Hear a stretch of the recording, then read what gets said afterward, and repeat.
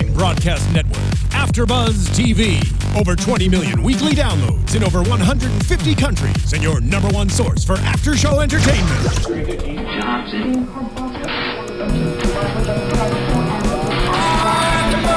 AFTERBUZZ TV, the destination for TV superfans, producing aftershows for over 300 of your favorite TV shows, interviewing celebrities and showrunners, and bringing you behind-the-scenes exclusives. All thanks to E! Entertainment's Maria Menounos, producer Kevin Undergaro, and internet leader Akamai. Now, let the buzz begin! I can't hear that. That sucks. Yeah. Hey. Everybody get the freestyle in for a minute. Yo. Come on. Hey, I'm gonna do my own rap.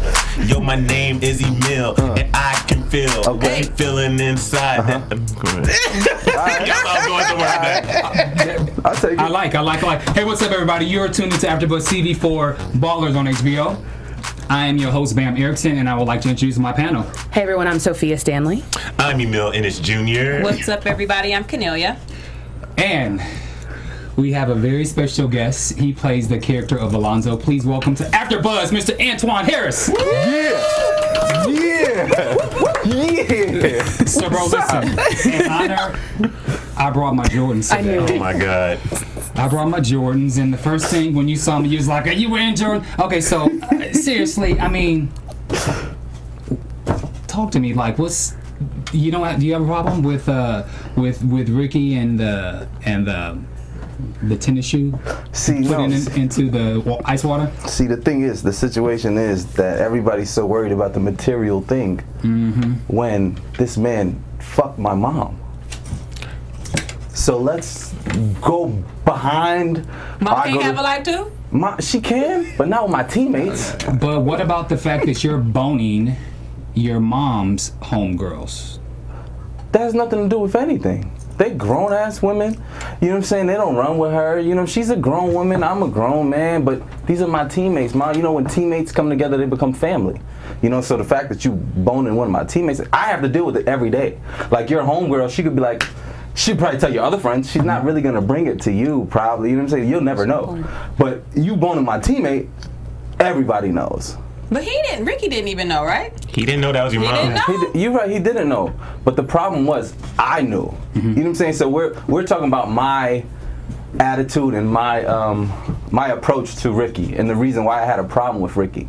So whether he knew or not, it didn't matter. Like at the end of the day, when young men, you know, when their moms say they divorce, and then the new dad comes home, this new man, he's fucking my mom. I'm gonna have a problem with that for a little while, regardless of the fact that I knew or not. So I feel like, you know, it ain't daddy. You my age. You a few years older than me. You're a rookie. I mean, you're a veteran. I'm a rook, but still, like, that's my mom's. And then you're also an athlete, so we know how it goes. Yeah. So I refuse to believe you actually have respect for my mother. Oh. So this is a whole nother issue. So then now let's go into tonight's episode. Do you think that Ricky is trying too hard to make peace with Alonzo, or should he let it go or just not speak on it anymore? I don't think he can let it go after what he did to his car. But materials. I think the thing is, he can't let it go because in his mind and realistically, Alonzo's not going to let it go. So he's trying to figure out how to rectify the situation until he doesn't do something even worse, like burn down his house or kill his girlfriend. Because the way he's going, you never know what he's going to do. However, I just feel like he has to do something to stop Alonzo from continuing with what he's doing. I don't know if the titty bar was the smart move, but. Well, I think he's trying, and you have to make an effort because, like Antoine said, your teammates. You have to make an effort. However, when he showed up at the strip club with his whole family, and then they were just randomly taking the money, basically using it to their advantage. I think at that point Ricky should have been like, okay, I'm done. Like I can take y'all to the strip club, give y'all a couple dollars, and try to make peace, but you're not just going to just overdo it. You, cousin Ray Ray, baby, and them, you're not going to spend all of my money. I think he should have then at that point been like, all right, I'm cool. I've done what I can. If you either accept it or you don't. And see, that's where Alonzo's character lost me, because it's one thing if you're upset and so forth, take it out on Ricky, but when you bring in, like you say, Ray, baby, and then, it's too much. It's too much, and then at some point, then now Ricky is gonna have to try to try to up him one, because now he knows that he's being taken advantage of, and versus it just being a one-on-one of how the two of us are gonna figure this out, you bring the whole family in, and now you're asking for it.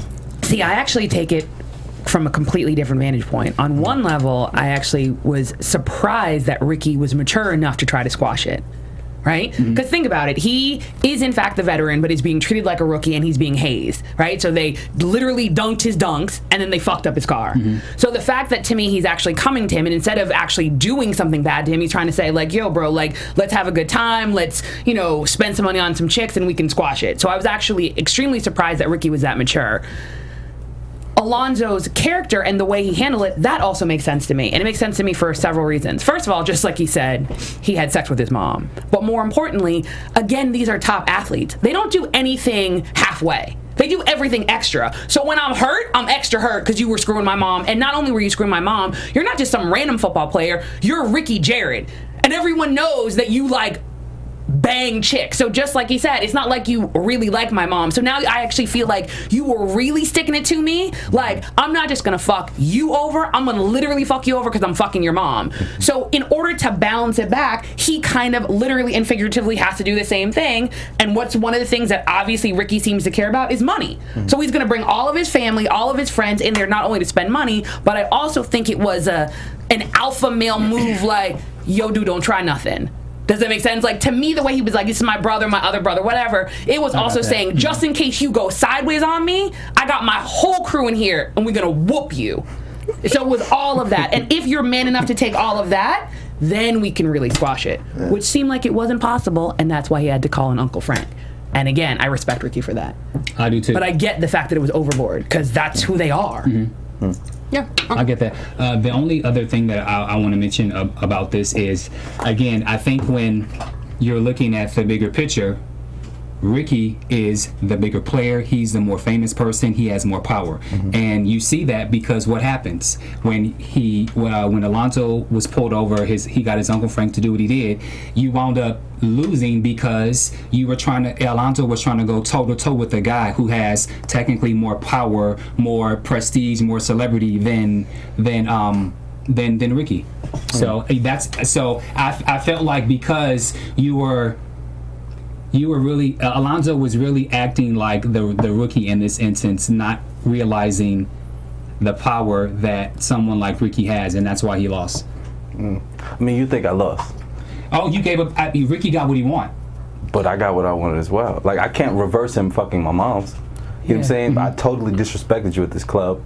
I got what I wanted from you. At the end of the day, and nobody really knows Ricky's full story. Like, you say, I'm a second-year man. Yeah. Let's remove the fact that he fucked my mom. Okay. Welcome to Miami. You used to play for the Packers. You were a troubled athlete. You've been traveling all over teams. You're towards the end of your career. I'm a star on the come up. So we're the same position. So off rip, you came into my home. I would like a little bit of respect. We play the same position. You didn't give me none of that. Cool. You show up to practice the first day. Yeah, you didn't know you fucked my mom. I knew that. But you offering me $40,000 for my number? Yeah. Athletes know how important a number is. What the fuck am I doing with $40,000? It sounds like a lot of money to people who are not ballers, but that's not a lot of money. You get more money than that at an OTA practice. Let's speak about the sneaker box. To a lot of people, that's a lot of money. These niggas make millions of dollars. How much can you fit in a sneaker box? That's right. Maybe $100K? So yeah, I brought my 4 brothers. These are my 4. They have a problem with you too. You fuck my ass. You know what I'm saying? I'm not just bringing random. I didn't bring Joe and Tarantino and Michael from the block. I brought my 4 brothers and my cousin. You need to speak to them as much as you need to speak to me. So the fact that they disrespected him a little bit, spending his money that means nothing to him, he just left his Ferrari and then he went and brought a Lamborghini. So how much does this man really value his paper? So at the end of the day, I know he doesn't value his paper because I'm the same way he is, and I'm a rookie. So at the end of the day, I'm trying to hurt him where I can hurt him. Maybe I need to find out where his girl is. We don't know what's gonna happen in season 2, but at the end of the day, you see what I'm saying? But at the end of the day, money is money. It's nothing to a pro athlete. You know what I'm saying? Like, it's not that much. So people feel like he bent over. Nah, I didn't see the script for season 2. No spoiler. But I'm saying a guy with Alonzo's mentality, we're not even until I fuck something that matters a lot to you. I agree, and I definitely don't think it's over. Yeah. Between Alonzo and Ricky. Good point. Anything else? I was just gonna say, and this is just me. Do you think that Alonzo actually thought that was a real police officer that just randomly stopped him? Completely. 100%. Absolutely did. Absolutely did. Yeah. I had no idea what was going on. So again, you know, Ricky's playing another game. You know, it's still a game. It's not. Everybody's like I received so much craziness. You threw his Jordans in the bin. Are you serious? I can't believe it. He fucked my mom. Yeah, like, he didn't know it was your mama. He said she was a good woman. But once he found out she was, he fucked her the same night. Sure did. The same night. I get it. Then treat her like a good woman. She real good, apparently. I hate it.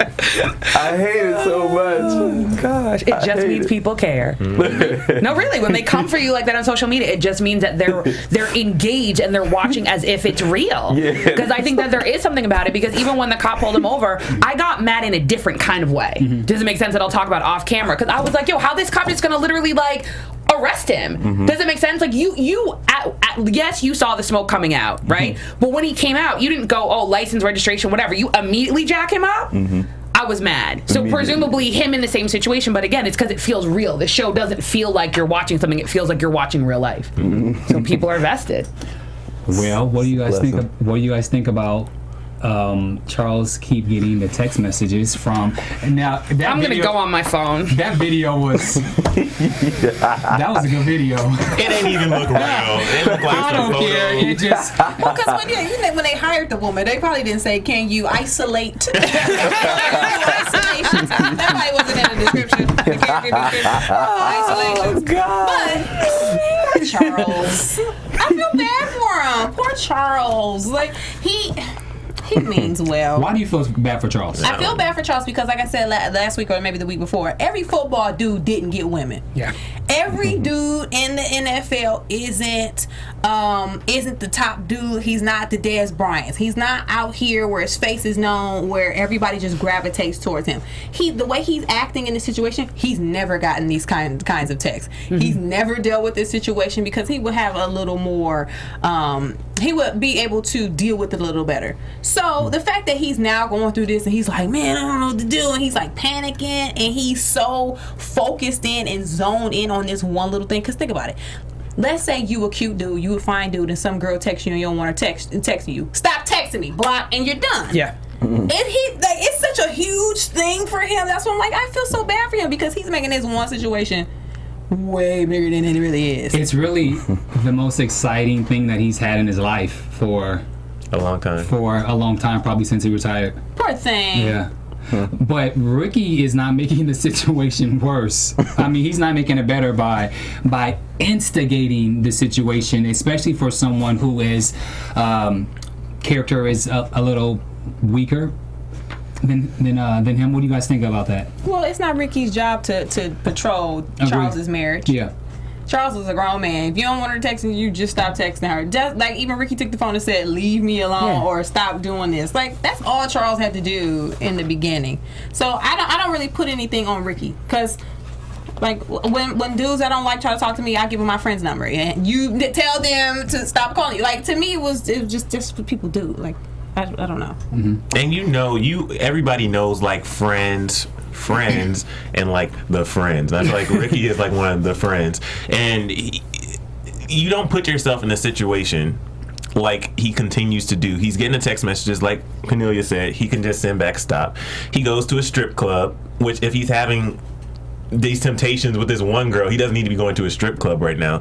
Then when they get to the strip club, Ricky's conversation about the sanctity of marriage and how temptation is one thing. He's like rubbing on this girl's boob while he's saying all these things. Like that right there should show that this isn't a person you should be taking any type of advice from. So I don't have any sympathy for Charles because I don't feel like he can be that much of an idiot. Poor Charles. I don't have any sympathy for him. I have no sympathy for him. What do you think about Charles? I think that all right, well, if you look at let's look at the whole picture. Charles just left the league. Charles was a great player. Now Charles is at a car dealership. That's a shock. You know what I'm saying? You go from basically a gladiator amongst people to, now you're a car salesman. You're still a gladiator in the car dealership, people who know you, but to the world, no longer. Then his wife is a doctor. So, if it says anything about her temperament and her personality, very intelligent, straight-laced, forward, you know what I'm saying? Like that. That's home. So I guess I feel like when he went to the party and he got a little piece of what he used to have, it was, maybe it was too much for him to handle. But I still feel like he made good decisions. Not to continue the situation, but to know that he had to end it.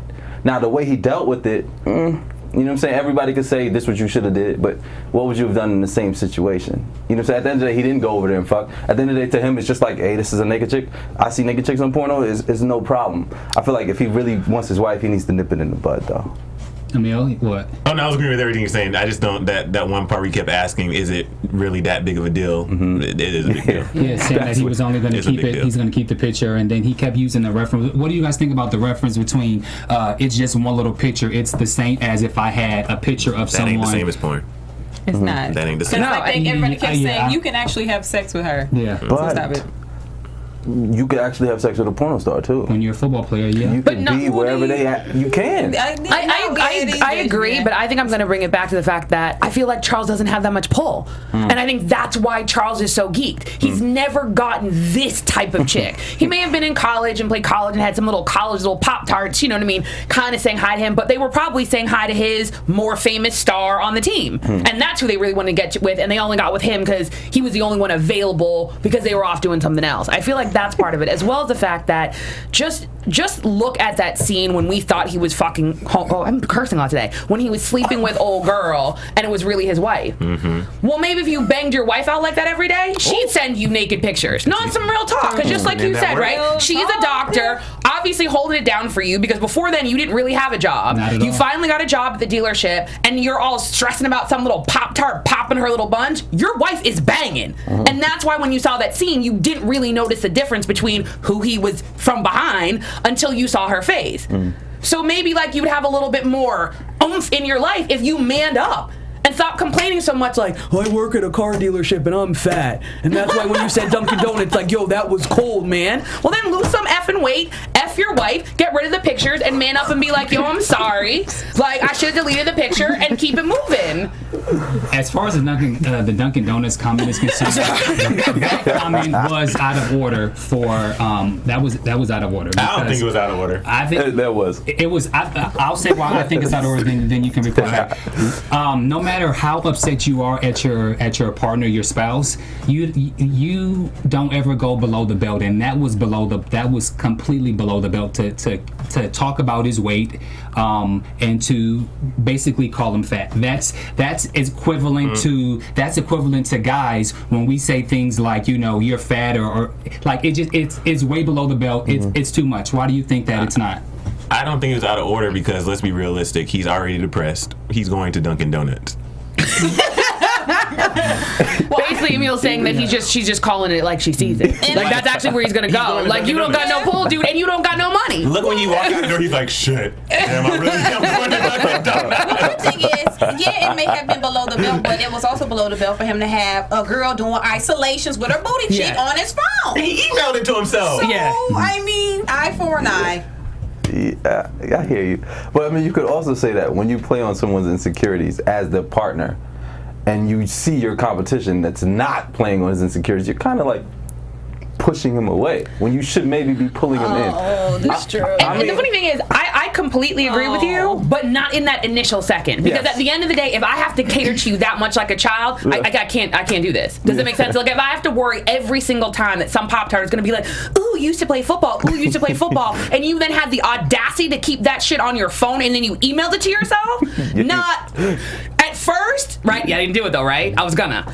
At first, right? I'm gonna fling something at you, and then when you come back, I'm gonna basically be like, okay, cool, I'm gonna put it on you, and you can remember why I'm your wife. Yeah. But initially, I'm still gonna ding you once. I got you. Sophia, that's a great point.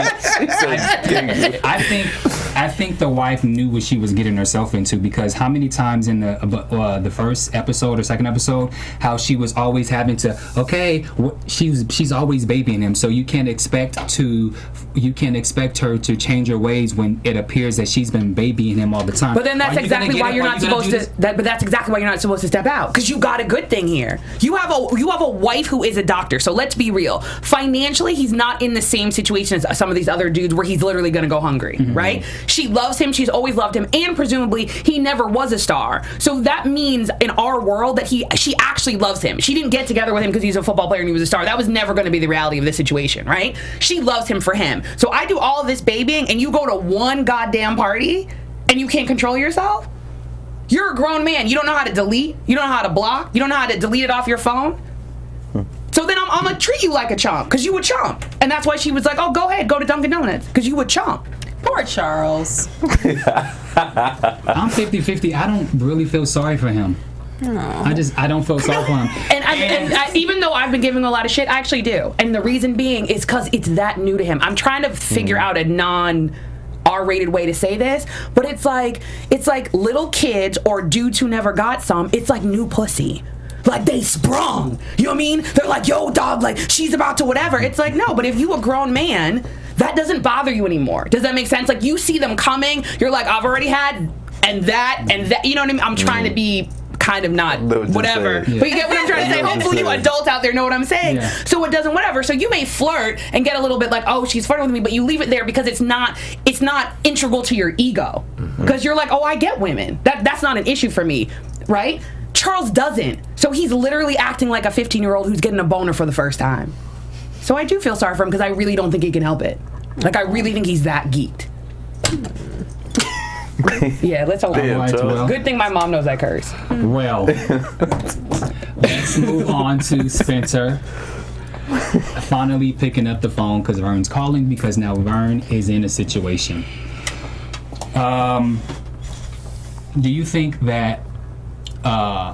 Spencer did the right thing by finally picking up, or do you think he should have left his ass to hang? What do you guys think? I don't think at some point you really don't have a choice. Just answer the phone. Because as much as, and I know I was the one that was saying last week, yeah, cut him off. Nobody talks to Vernon this way. It seems like everybody's like, okay, Vernon, sure, whatever. He gave him $300,000. So it seems like that was the first time that Vernon has ever dealt with this. But just answer the phone. At this point, he's blowing your phone up. Something must have been wrong. And even if he called the agent, Jason was going to eventually call Spence anyway. So just, he's avoiding it for no reason.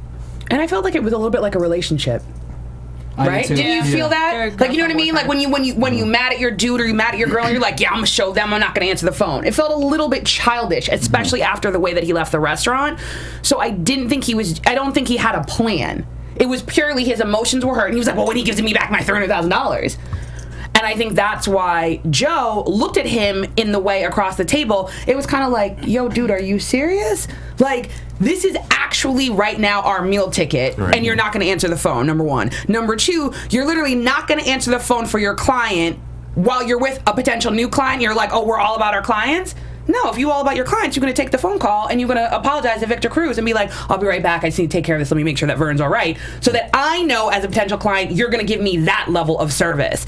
And then the fact that's, I think, why Joe answered the phone. Joe was like, no. And arguably, Vern is their ticket into all of the other players. Like, once they lock him down properly and they do a good job, all of the other players will follow suit. So you need him, dude. Agreed. Like, you can puff up your chest, but you need Vern. And you can tell by the way Victor you could tell by his disposition when Spencer said, "Oh, he's doing fine." Just how quick that he blew him off. Now he's thinking in the back of his mind, "Okay, something's what's really going on," and now let me leave this meeting and figure out what's going on, and let me see if I want. So you're right. I think you've mentioned before, Sophia, that Spencer does not play his cards right, and he gets into his emotions. He acts like a kid, and you do have to question his financial acumen. Yeah. You totally have to question it because he's not quite there. No, and even fast forward a bit when they really were also talking money. And just like you said, to normal people, $50,000 may sound like a lot of money. It's not. Because again, we're talking about a player who wanted to negotiate $100 million. Okay? He literally turned down $40 million guaranteed. So you really think that this girl don't know that? We all got Google. Like, no, it's some real BS. Like we were talking, right? That's what the first thing you're gonna do in this day and age. You go to a party, you see a football player, especially if your intention is to blackmail him or to get money from him. You're gonna look up his stats. You're gonna look at what he last negotiated, and then you're gonna make your play. Yeah. So $50,000 is chump change. Like they don't even drive $50,000 cars. They probably don't even. Their wheels probably cost more than $50,000 on one car. So, to me, the fact that Joe and Spence walked into that situation not thinking that it was going to be a bigger number, again, they're not doing their job. Yeah, I remember before that, they were saying 50,000. If they have multiple pictures, we'll start with 20,000. And then also, too, and then maybe this is me watching way too much, like, spy-type movies.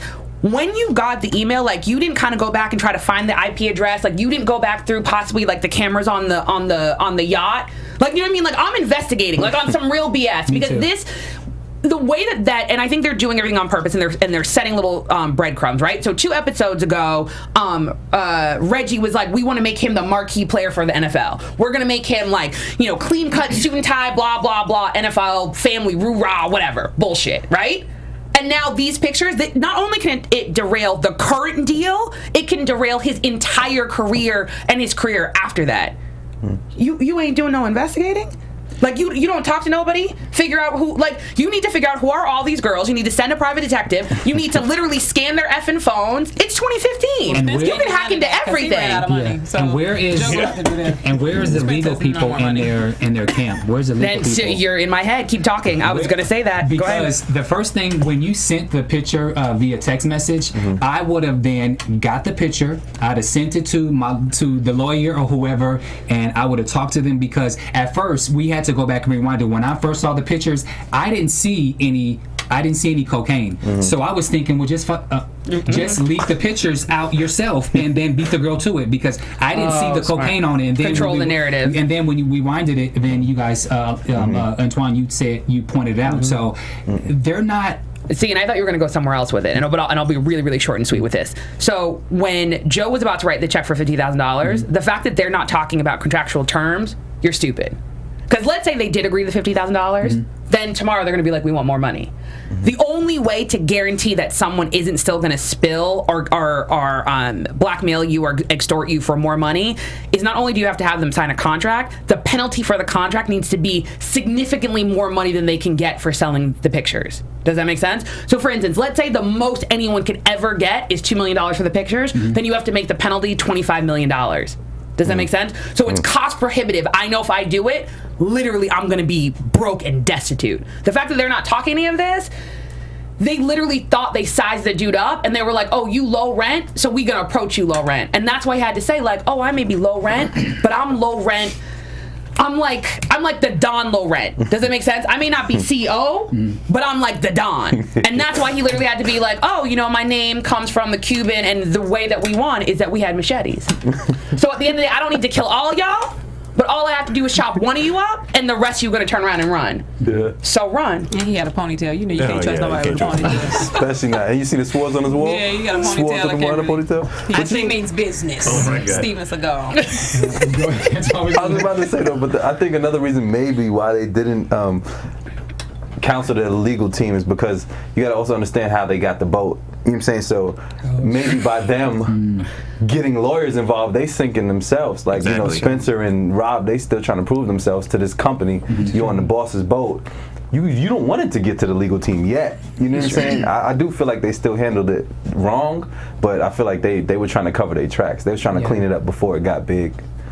Okay. No, totally. Well, what do you think about the Reggie situation? So, Reggie. Hold on, Reggie. Yeah. Sorry. So Spence is still, again, he's nitpicking with Spence is still nitpicking with Reg when he kind of upped him with the going to get the girls' numbers, and I still think that he's not playing his cards right. He's still taking it personal. Do you guys remember? And so, what do you guys think about? What do you think about Reggie's position and where he's going with this? Because I'm still unclear.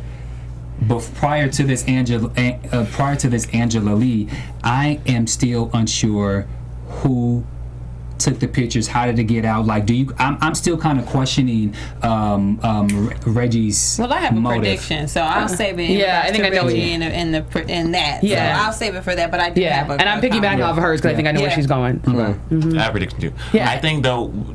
No, I have a prediction. And my only thing I think to your point though is, again, I think that Spence is playing it wrong.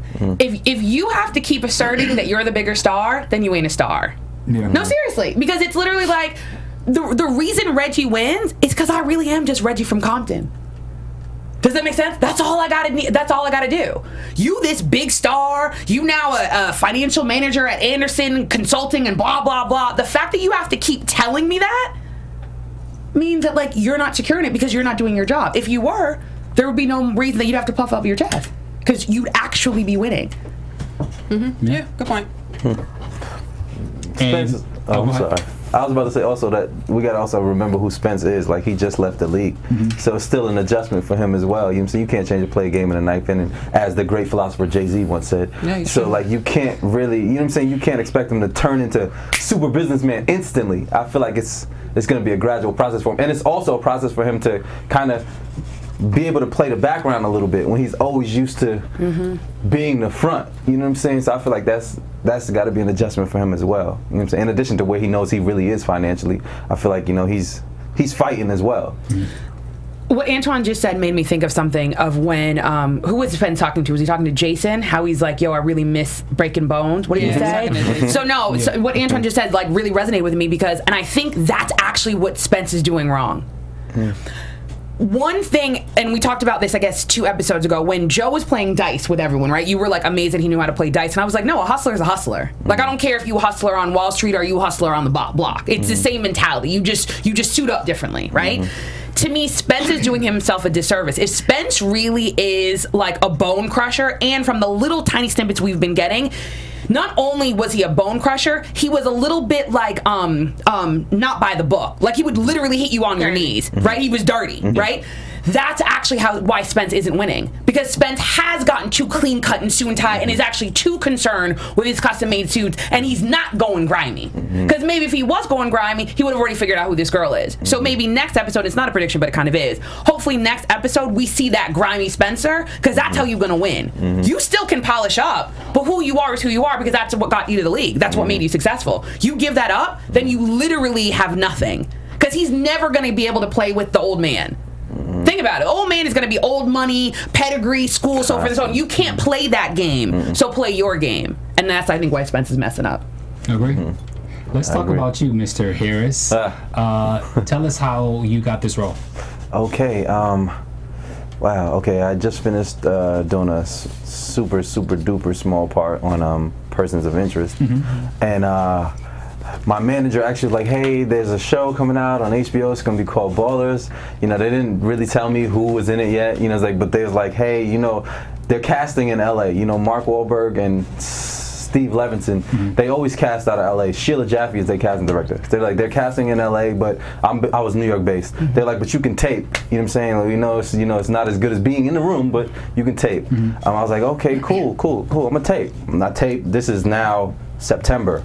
I taped in September, and then maybe like 2 or 3 weeks later, they're like, hey, we love what you did in the first scene. We're gonna send you 2 more scenes. Now, and initially, I felt that I had a slight disadvantage, because it's one thing when you can walk in a room and let people feel your energy, and it's a whole other thing when you kind of got to do it from the camera.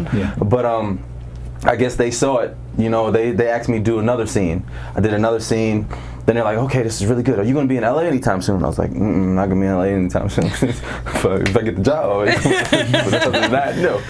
They were like, okay, we want you to do another scene. I did another scene. Then at the third time I did a scene, they were like, okay, Evan Riley, who is the showrunner and one of the creators and one of the writers, they were like, okay, Evan, when are you in New York? Because I was between New York and Atlanta music. And I was in New York. They were like, when are you going to be in New York? I was like, I'll be in New York in a week. They sent Evan Riley over for an audition. Now it's down to, I guess it started a couple hundred. Now it's down to me and one other dude. So we get to New York, and me and this other dude's in the room, and I went to the bathroom because they were only seeing us two. So I figured, hey, I'm gonna go to the bathroom. He's gonna go in there first. I'm gonna be in the lobby kicking it. That's smart. Just getting my, getting myself straight, and hopefully I can hear some notes or cues or something from outside. You know what I'm saying? So I couldn't really hear much, but long story short, then I went in the room and I read and I did the scene for Evan, and then Evan was like, oh man, that was great. I love the way you did it. He's like, now I want you to give me a little more asshole. You know what I'm saying? Give me a little more Ocho Cinco. He's named a few athletes, and I was like, oh cool. I'm from Queens. That's easy. Then I went into that, and then maybe like 2 days later they pinned me. And this is all new to me. I've been acting for a while, theater, indie films, but this is the first kind of big significant role where I could look at myself and be like, yo, you acting now. You do it. You know what I'm saying? So it was all new to me. They pinned me. I called my manager. I'm like, what does that mean? Did we get it or no? He's like, they pinned you. That means they really, really like you, but it's not official yet. You got to go through. The Rock has to approve you. Mark Wahlberg has to approve you. Boom, boom. 2 days later, they called me. This is November. So this whole process was 2 months. November, they called me they love you. They want you. You Alonzo. Come to Miami in a month and shoot the show. Wow. So it was crazy. God's good. It was crazy. And so you get a lot of people mentioning things like the Jordans and so forth. So what is what's the response that you get overall when people recognize you from the show? Oh man. Some people like me, some people hate me. Yeah. And I feel like that's pretty much how it's gonna be for the rest of my life. At the end of the day, I just keep doing what I do and you take it how you take it. But I also think that's that says a lot about you as an actor when someone is so passionate enough to come up to you and say how they can't stand you or do the whole Jordan things. Yes. That means you're doing your job. Yeah. That totally means that you're doing your job. How long did you guys shoot for? We shot that for about 3.5, 4 months. The Rock was there the whole 4 months. I was down there probably for about a total of maybe 20 days over 2 trips. Okay. They did all of the football stuff kind of around the same time, and then the club scenes and all that was at another time. I guess because they had to get permits and contracts and all that to make sure that we could shoot in certain areas. But it was everybody 4 months. Me probably about 2 months. I'm on 5 episodes. Okay.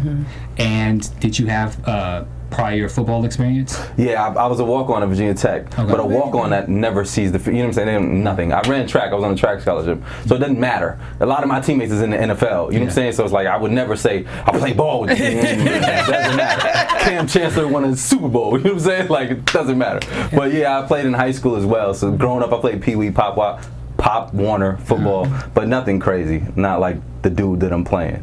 Okay. Nowhere near that. And I could have heard wrong, but you said something when you just said New York to Atlanta, and then you said music. Do you have a music background? Yes. I'm a songwriter as well. On the music side, Jermaine Dupri manages me. I've been writing music probably for about maybe 6 or 7 years. It all came from poetry. I did poetry initially. I don't know if you guys know who Nikki Giovanni is, but Nikki Giovanni was one of my professors at Virginia Tech. And like when I used to write my poems, she actually published me in my first poetry book. So when I was writing, she was always like, yo, you remind me of, she's friends with Afeni Shakur. She's like, yo, you remind me of Tupac. You remind me of Tupac. You should be a rapper. And I was like, I'm not a rapper. I don't know how to rap like that, but I like music. And she was like, well, you need to do something with your poetry and you need to put it with music. And then kind of when I left Virginia Tech after the second massacre, I was like, how am I going to get into acting? How am I going to get into acting? I said, I don't know anybody. You know what I'm saying? I was like, I'm going to start modeling. Started modeling just to get in the right rooms. Got in the right rooms. That kind of led to the music thing. Then the music, meanwhile, while I'm doing the music thing, writing for Day 26, writing with Trey Songz, writing, I just did a record that Janet Jackson is cutting, Kenny Lattimore, Cody Simpson, just like a lot of people I've been writing with and for. Joe Nicola, who did the Miseducation of Lauryn Hill, I write with them. While I was doing that, while I'm doing that, the acting grind is running synonymous with it, you know, but two extremely hard fields to get into. I figured, hey, I want to get into both. I should probably do both at the same time. And when one is good, the other one will probably be shitty. And then when one is good, then hopefully they could get good at the same time eventually. Now it's just getting to the point where both of them are kind of thriving for me. So besides writing lyrics, do you play any instruments? No. Nah, I play guitar horribly. Okay. I've been teaching myself horribly. I've been teaching myself guitar for at least 10 years. Still can't play anything worth playing. But I should probably take classes. But nah, I don't play instruments. I grew up in a very musical household. My dad, oldies all day long. He's singing in the shower. My mom, Otis Redding, she from the South. My dad from the Bronx. I just heard a lot of great music. You know what I'm saying? I'm really more an old school cat, so I listen to a lot of old school. So that kind of led to my musical ear. You know what I'm saying, so to speak. And I kind of approach music the same way I approach poetry. I figure out the melody and I figure out the rhythm of the words, and then I just find a track to marry with it for the most part. Nice. Thank you. I want to talk to you about power. Okay. So, it's going to be a short talk. Yeah, well, damn, like, I mean, you were in, I believe, 2 episodes, right? Yes. You were in 2 episodes. Okay, so if you are familiar with Power, your character is the one where 50 threw you in the trunk, and I think your eye or your Yes. tongue was missing, and then he had Dre shoot you. Yeah. Thanks, guys. Y'all seem so excited about that. To get something shot you in the face. Thanks. It was that was such a cold scene. What was it like working on Power? Graphic. All right. Honestly, okay, rewind. Now, Power, we shot that in November. So this is in between going back and forth for the Baldur's role. So now it's like kind of like momentum is happening now for me on the acting side. Shooting Power for me was amazing because I was only supposed to be on for 1 episode. They added me another episode to kill me. They gave me another scene, but they murdered me. It was amazing to be in such close confines with 50. I grew up in Queens. I grew up in Jamaica, Queens. So when his movie came out, he took us all to go see it. So the whole neighborhood's gonna go see the film with him. We all seen it. My boys is like, yo, let's go take pictures with 50. I'm like, I ain't taking no pictures with 50. I'm gonna work with 50 one day. And they're like, excuse my French. They're like, you ain't working with 50, stop it. So I told them that on set. Long story short, to work on Power was amazing. I saw a few episodes of the show prior. I knew that the community, the black community at least, excuse my French, loves the show. So I just felt like it was a good way to kind of start getting my name out there a little bit. And you not turning down no opportunities, especially when you come up a little something like That's that. Right. I learned so much from 50, extremely intelligent. He told me a lot of great things. I probably shouldn't tell him all, but one of the main things he told me was trust your instincts. I asked him, what did you learn most from like Robert De Niro, Al Pacino, people like that? He was like, I learned that if it doesn't feel right to you, if it doesn't feel good to you, don't do it. Even if it's somebody you look up to in that profession or that field or that industry, if it doesn't feel true to you, don't do it. So I learned that from him. I also learned how the number 1s and the number 2s and the number 3s and the number 4s, I learned kind of the power of the actor on set, you know what I'm saying, from being background and being like kind of insignificant, stupid roles. You kind of get to understand and learn how much focus and how much preparation it takes and how much power you really have when you're trying to get something, because everybody there is trying to get it with you, you know what I'm saying? So I learned that on Power. What else did I learn? I learned that it's not fun dying. As an actor, I'm pretty sure that may happen again. I hope it doesn't in my life. But seeing it happen 9 months ago, my mother hates 50 now. My grandma used to love 50. My dad hates 50. Everybody hates 50. My whole family hates 50. It's part of the job, you know what I'm saying? But when you saw it in the script, hey, you're gonna get killed, your tongue is in your hand, it's one thing. But when you go in that makeup chair on the day that it happens and they're doing it and you're sitting in the chair and they're like, you see yourself transform to like your tongue in your hand and like your eye hanging and like bullet wounds, it's weird. Wow. Very weird. So to have to deal with it then, and then 10 months later you see the show and everybody's like, yo, you dead! Like, stop talking shit to 50! I'm like, yo, I didn't write that. You know what I'm saying? It's a culture shock. And then everybody's like, hey, Samuel L. Jackson died a lot. Denzel died in Training Day. You're gonna die, nigga. I mean, excuse my French, but I died. The last thing we want to discuss is your new TV movie that you are filming called The Break. Yes. The Breaks. Crazy that the episode that we just watched of Ballers was directed by Seth Mann. And Seth Mann is the director and one of the writers of The Breaks. Now, people will be like, hey, is that because you did Ballers? Did you get The Breaks? Absolutely not. Seth didn't see me until like my 4th audition for The Breaks. He wasn't really there on the front, on the forefront of it. The Breaks is about, you guys want me to tell you what it's about? Just give us premise. Yeah. Okay, quick premise. Yeah. The Breaks is set in 1990. It's about hip hop. It's about 4 friends, well, 3 friends and me. The one girl's Nikki, extremely smart. She went to college. She always had a love for music. She comes back to home. Her boyfriend's name is David Cole. He's the son of somebody like a Jimmy Iovine. He's the son of a music legend, but he wants to make his own way. He becomes a radio programmer for a station. His girlfriend is Nikki. Their best friend is DV, who's Mac Wilds. DV is a crazy producer, and he loves producing, but he's in college and he's a smart kid. He used to be from the hood, but now he moved out to start production. His dad, Method Man, doesn't really like that. His dad wants him to be straight and narrow. Long story short, he goes back. He's working with a whack rapper first, some dude named Joe Rock. Long story short, he goes back to his old neighborhood and finds a hustler named Am is pragmatic, quiet, eased with violence. He grew up in the hood, Fort Greene Projects. His dad left when he was 8.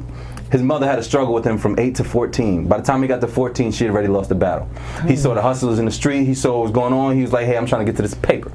He gets out in the streets, and he had no problem with violence. So he was killing everything, whatever he had to do. Fast forward to where we find him in the story. Him and his boy got their own block. They got their own corner.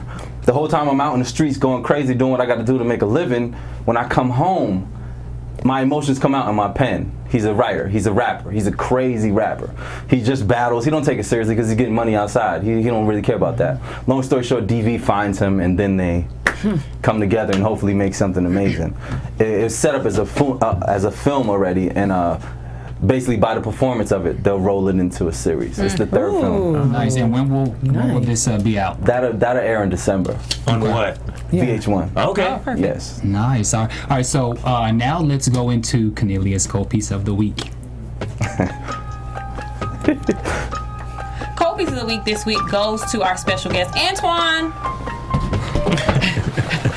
Because he planned to cuss us out on the way here in the car. He saw our last couple of after shows, and he was so stirred up by what he said that he practiced in the car. He was like, yo, they're going to say this, and then I'm going to say this, and then I'm going to say boom, boom, boom, boom, and then when they come back and say this, and then I'm going to say that, and then I'm going to be like, no, that's not how it is. I know that's how it went.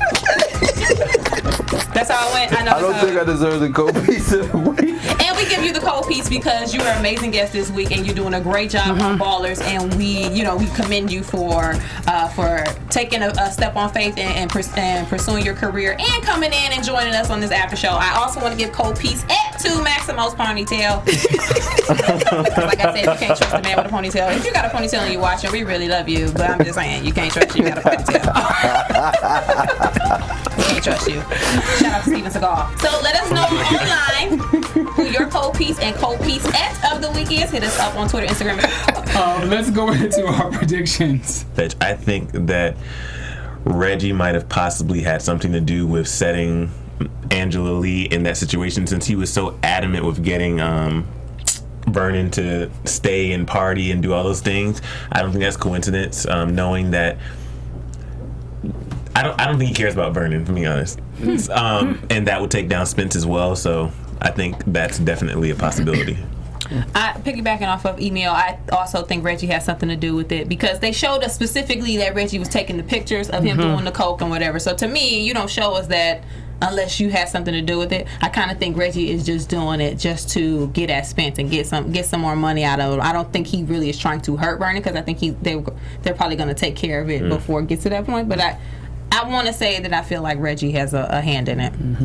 I'm going to go in about Charles. So Charles, he gets put out. And it seems that he's going to kind of turn up a little bit. And I don't have a prediction. I just wanted to mention it because you guys are all talking about the same topic. But I'm just curious to see where this goes. And, as most good black women, she's going to take him back and she's going to get him together. I'll leave it at that. Okay, so Mr. Antoine, can you let everyone know where you can be found on social media so all the fans can hold on, bring it down. Thank you. Can you let everyone know where you can be found on social media? Hello, you guys can find me at on Twitter and Instagram. Just set it up. I have 0 followers. It sucks. My name is I am Antoine Harris. I am ANTOINEHARRIS. Thank you guys for the support, man. I don't really dump Jordans in the pool. Oh. We want to thank you so much. We had a ball. Thank you. You're welcome anytime. And Please come trust back, me, yes. if you don't have any Twitter followers, you will have like 6,000 by like Tuesday. Yeah, I guarantee. agree. All right. I agree. So thank you so much, brother. You're welcome anytime. Let everyone know where you can find on social media. You can find me at Kennlia on Twitter, Instagram, and Facebook. Me at Emile Ennis Jr. and I'm Chasing LA on YouTube. At Sofia Stanley, Twitter and Facebook, at the Sofia Stanley on Instagram. And if you enjoy talking to us, the Fab Four, about anything and everything, also check us out on iTunes on Happy Hour, a shot of conversation, at happyhour_TV. And you can find me on social media at Bamm Ericsen. And again, thank you to our special guest, Mr. Antoine Harris. Thank you so much, brother. The best of luck to you. And you, I hope you are. I hope you really turn up in season 2. Well, thank you guys for tuning in to AfterBuzz TV for Ballers. We will see you guys next week. Thank you guys. Thank you, guys. From executive producers Maria Menounos, Kevin Undergaro, Phil Svitek, and the entire AfterBuzz TV staff, we would like to thank you for listening to the AfterBuzz TV network. To watch or listen to other after shows and post comments or questions, be sure to visit AfterBuzzTV.com. I'm Sir Richard Wentworth, and this has been a presentation of AfterBuzz TV. Buzz you later. The views expressed herein are those of the hosts only and do not necessarily reflect the views of AfterBuzz TV or its owners or principals.